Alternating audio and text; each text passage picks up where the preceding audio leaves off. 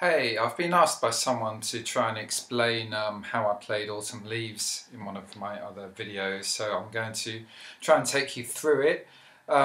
It requires a bit of chord theory and scale theory, which maybe I'll go through in another lesson, but I'll just kind of show you my approach to playing chords in the context of Autumn Leaves. There's a couple of things that I think are crucial to know, and that one of those is the notes on the bottom two strings of your guitar, the bottom E string and the bottom A string. It's good to get to know those, even if you just remember the notes where if your guitar has dots, even if you remember the notes where the dots are. So bottom open string on the E string obviously is E, 3rd fret is G, 5th fret A, 7th B. It's good to remember that you got C on the 8th fret, and then D, 10th, and then the octave E. So it's really good to get to know those notes, and similarly on the A string, it's good to know notes along that. So we've got C at the 3rd fret, or the first dot here. We've got D on the 5th fret, E on the 7th fret, and then another fret up we've got F, we've got G on the 10th fret, and then the octave A. So the approach I take to playing most of my chords are to take the root note. Well, let's say I play them either with the root note on the E string or the root note on the A string, one of the two. So let's just look at a chord with based on the root note being on the E string. So the first chord of Autumn Leaves is C minor 7. So I'm not going to go into the details of that, but basically the intervals of a C minor 7 are the root note, a minor 3rd, the 5th, and a minor 7th. What I do is play the root note on the E string. I'll then skip a string, and on the D string, in this, around this area, we've conveniently got notes close to the 7th. So on the same fret as the C, we actually have the minor 7th. A fret above, we have the major 7th. Another fret above, we have the octave. If we go down the other way, we've got the minor 7th. If you go down, we've got the 6th.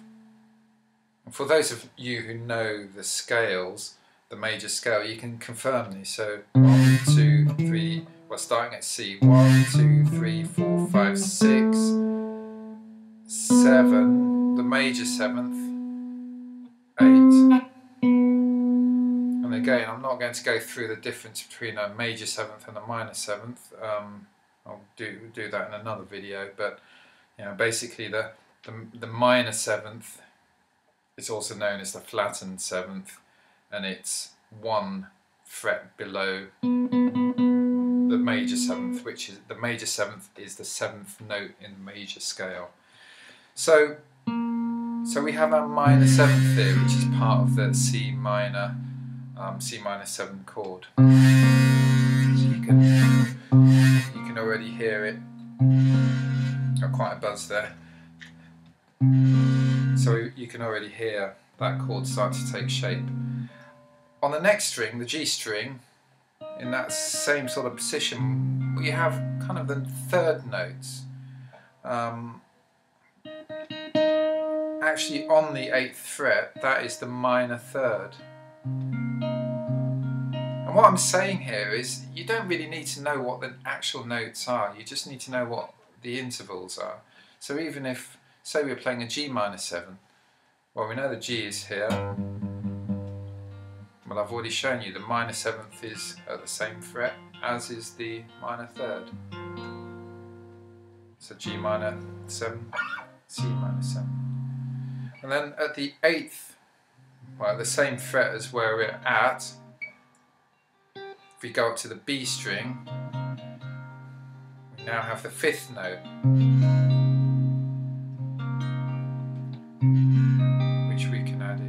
got all of the important components of the C minor 7 there, which is the root note. We've got the third, which is on the G string, the minor 7, which is on the D string, and the fifth on the B string. And that is the first chord of Autumn Leaves. So we'll now skip a chord. So we're not going to play the F7. We're going to skip to the B flat major 7. And we're going to do something similar. So we take the root note, which is B flat. So that's on the 1, 2, 3, 4, 5, 6th fret.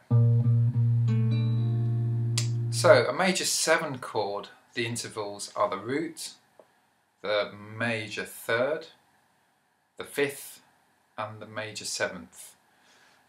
So of the major scale, that is the 3rd note of the major scale, the 5th note of the major scale, and the 7th note of the major scale.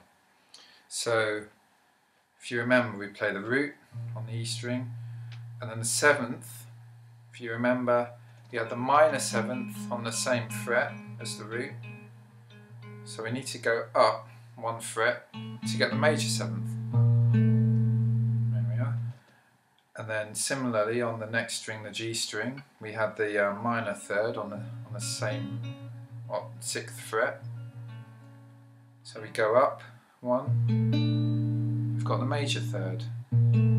So that's pretty much our major 7th chord. And we'll add in the 5th, the B string, which is the same 5th as we had in the C minor 7. So we've got the C minor 7 chord, B flat major 7th chord. So what I'll do now is show you the chords that I play where the root note is on the A string. So the second chord of Autumn Leaves is F7. So in this case we take the root note, it's up here, and you know, I could C minor 7 there, well I could choose to play, you know, like I've shown you before, I could choose to play it with the root here, F7, down here. But that's kind of jumping around quite a lot, whereas we've got C minor 7 here, we've got on the same fret we've got an F here, so I think, well, it's much easier to play the F7 in the same position. So we take the F as the root note. Now this time, if we go up to the D string, we've got the thirds around here. You can confirm this, play the major scale there. So there's your 3rd note of the scale, which is the major 3rd of the chord F major F7 that we're playing. The intervals of F7 are the 1st, or the root note, the major 3rd, the 5th, and the flattened 7th. So if we now go up to the G string, this is where the 7ths are, and if we play at the same fret as the root, we do actually get the flattened 7th, which is what we want. You know, if we go up, we get the major 7th, and that actually is a way of playing the major 7th chord. That's F major 7.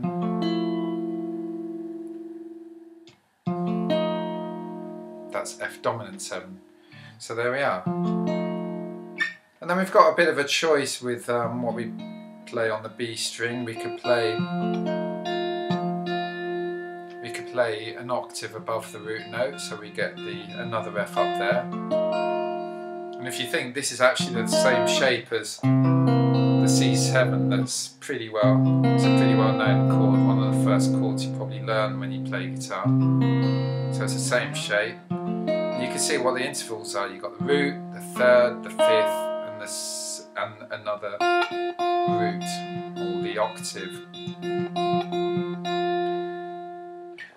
So C minor 7, F7, B flat major 7th.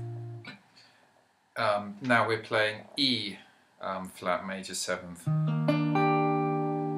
So there's different ways of playing this. I mean, the way I usually play it is, and again, the best way to decide on what voicing to use is use your ears, play around with them, see what kind of fits, and just try out the different voicings. The one I do is a pretty straightforward one where I play the E flat on the A string, so that's the root. Then I play the 5th on the D string. Again, I've got the major 7th on the G string. And what's that there? We can check 1, 2. 1, 2. So I'm playing the major 3rd up on the top.